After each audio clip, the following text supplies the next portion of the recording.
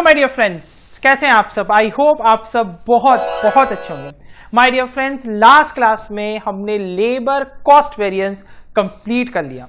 My dear friends, अभी तक हमने स्टैंडर्ड कॉस्टिंग में मटेरियल कॉस्ट वेरिएंस देखा, लेबर कॉस्ट वेरिएंस देखा, एंड माय डियर फ्रेंड्स आज जो हमारा टॉपिक है that is overhead variance.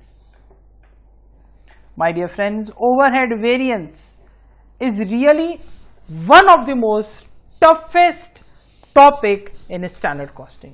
In fact, आप ये बोल सकते हो कि overhead variance is one of the most toughest topic in the entire costing syllabus.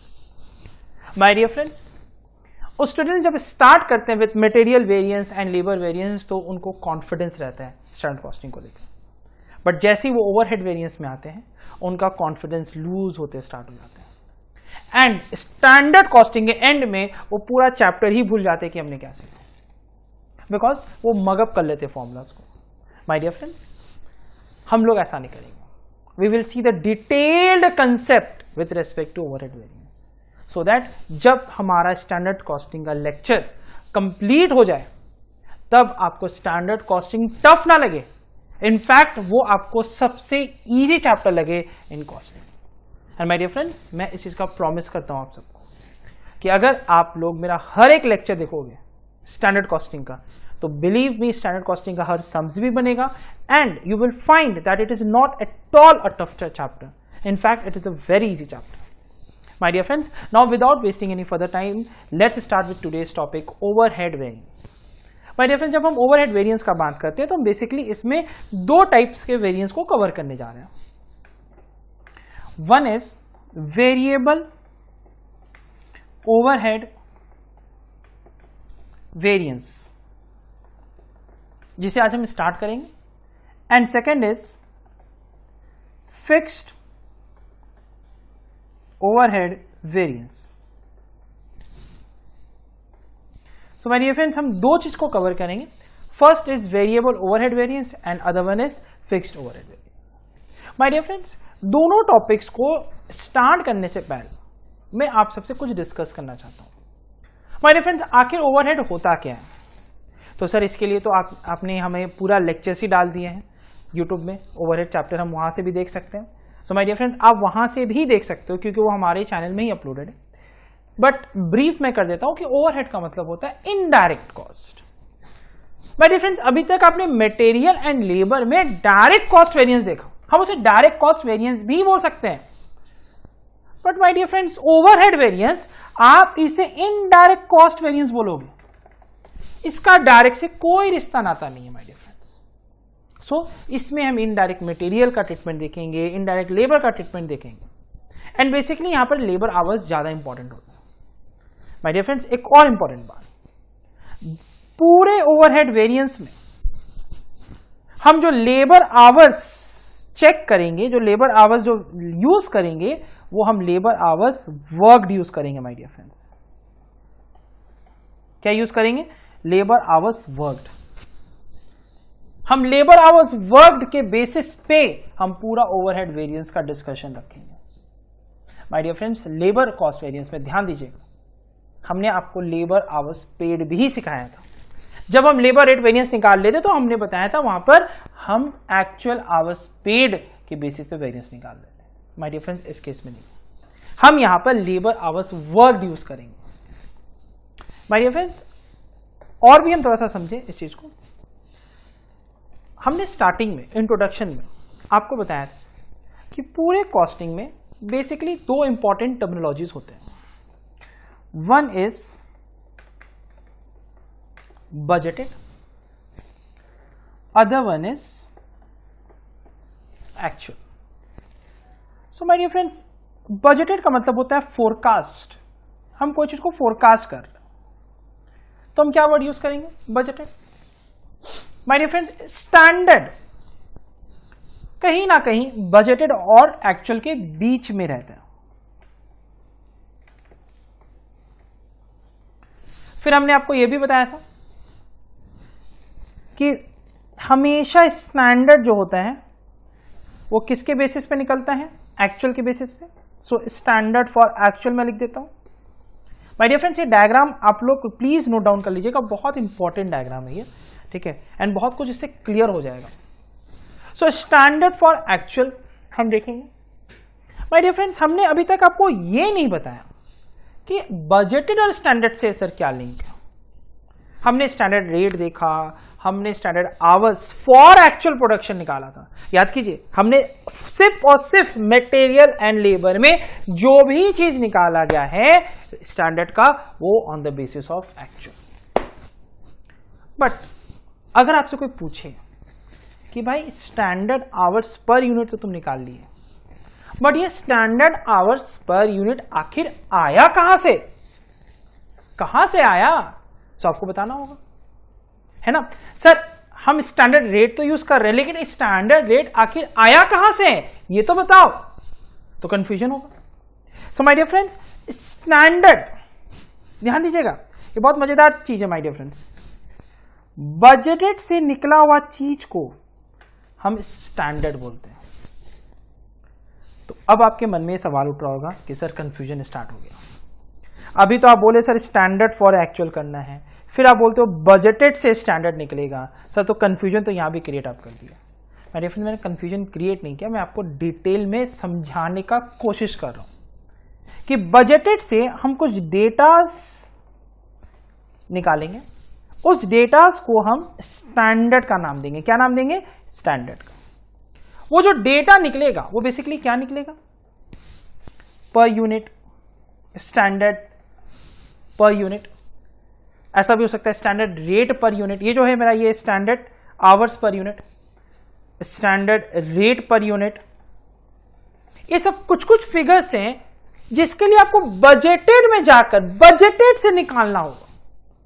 My dear friends, जब ये दोनों फिगर्स आपको मिल जाए और जब आपको टोटल मतलब standard total hours, standard hours निकालना हो, तो अब स्टैंडर्ड आवर्स कैसे निकालोगे? तो स्टैंडर्ड आवर्स का फॉर्मूला बन जाएगा standard hours per unit into actual production. तब आपको ये फ्रेज याद आएगा मेरा कि सर ने लिखाया था स्टैंडर्ड फॉर एक्चुअल।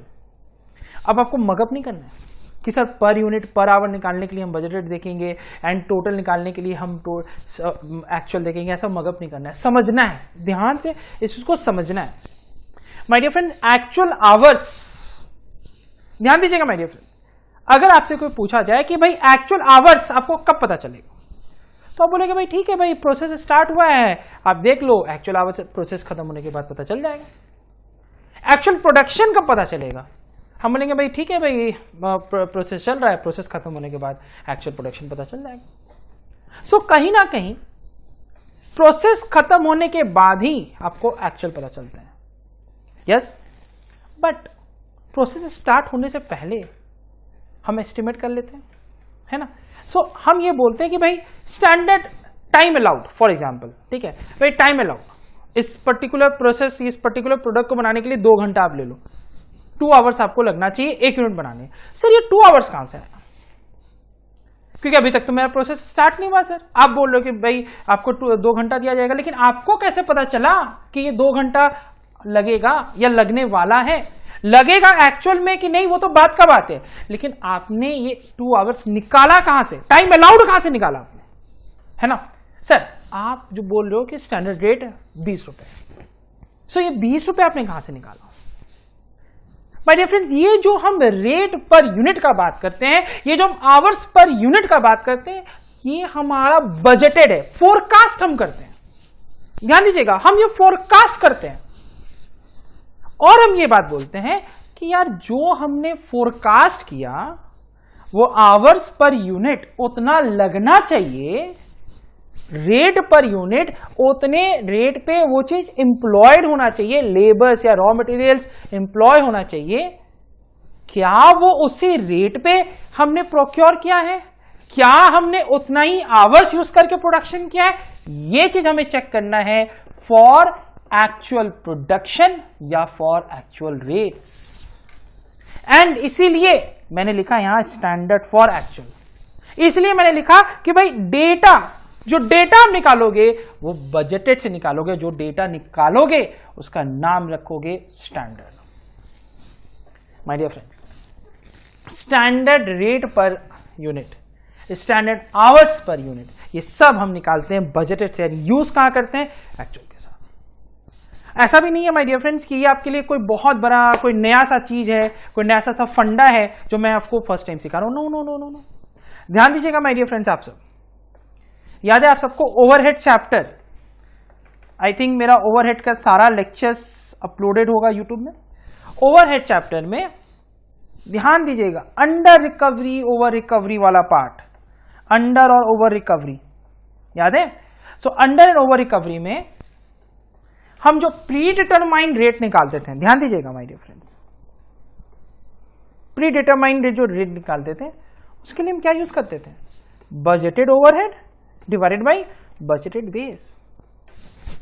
सर कहानी तो हम उसे दिन से बुनना स्टार्ट कर दिए थे, कहानी का अंत अब कर रहे हैं माय डियर फ्रेंड्स। और मैंने कहा था आप सबसे ओवरहेड चैप्टर में, आप मेरे लेक्चर जाके देख सकते हो यूट्यूब में, हमने कहा था कि ये ओवरहेड चैप्टर की जो डिस्कशन है जो आज हम स्टार्ट कर रहे हैं, हम खत्म करेंगे स्टैंडर्ड कॉस्टिंग में।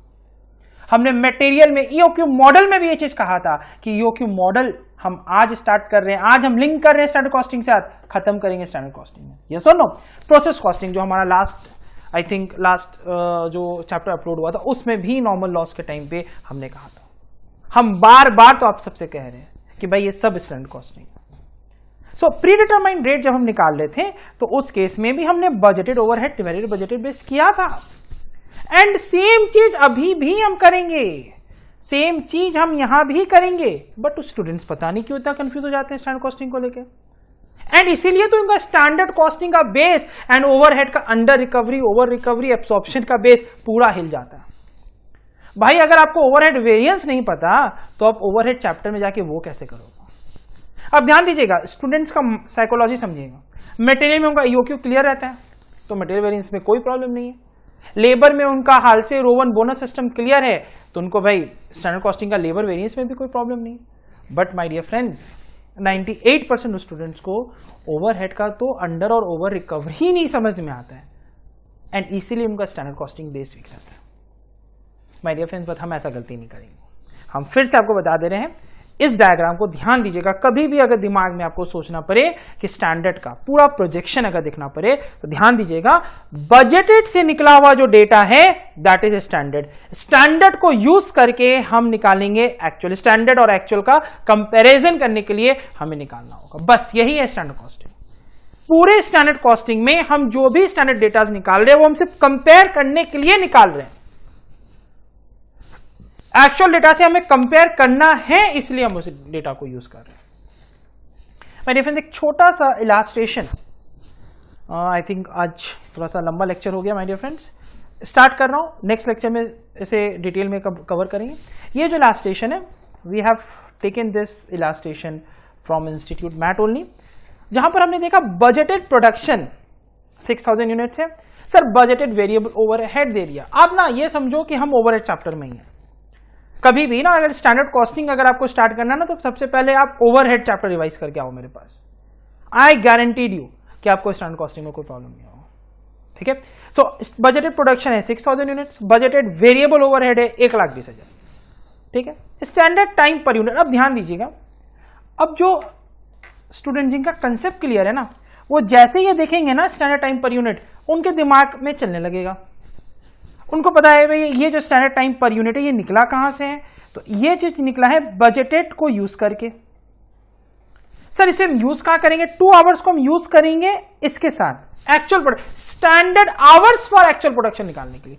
तुरंत हम समझ जाएंगे। एग्जामिनर से पहले हमें समझना है। एग्जाम्स में जब क्वेश्चन हम रीड कर रहे हैं, क्वेश्चन रीड करते समय हमको समझ में आ जाना है कि इसका इंफॉर्मेशन हम कहां यूज करने जा रहे हैं। स्टैंडर्ड टाइम पर यूनिट दे दिया गया है। ये स्टैंडर्ड टाइम पर यूनिट निकला कहां से? बजटेड से निकला। यूज कहां होगा? एक्चुअल प्रोडक्शन के साथ यूज होगा। क्यों? Because to find out total standard hours. So ये जो 2 आवर्स है हम इसे यूज करेंगे इस 5900 यूनिट्स पे, सो दैट हमारा total standard hours for actual production आ जाए। क्लियर है my dear friends? Actual overhead दिया हुआ है, एक्चुअल आवर्स भी दिया हुआ है। माय डियर फ्रेंड्स, इस पूरे इलास्ट्रेशन को हम एज अ सम्स नहीं करेंगे, हम एज अ डिस्कशन हम इसे कवर अप करेंगे नेक्स्ट लेक्चर में। हम देखेंगे कि क्या क्या हम इससे फिगर आउट निकाल सकते हैं, हिडन इंफॉर्मेशन क्या क्या हैं, क्या क्या डिफरेंट फॉर्मूलाज इसमें बन सकते हैं। My dear friends, with this I am going to end this lecture. Thank you so much for watching KS classes. And my dear friends, please standard costing से एकदम मत डरिएगा। मेरा लेक्चर्स आप देखिए, आपके लिए स्टैंडर्ड कॉस्टिंग बहुत ईजी हो जाएगा। Thank you so much.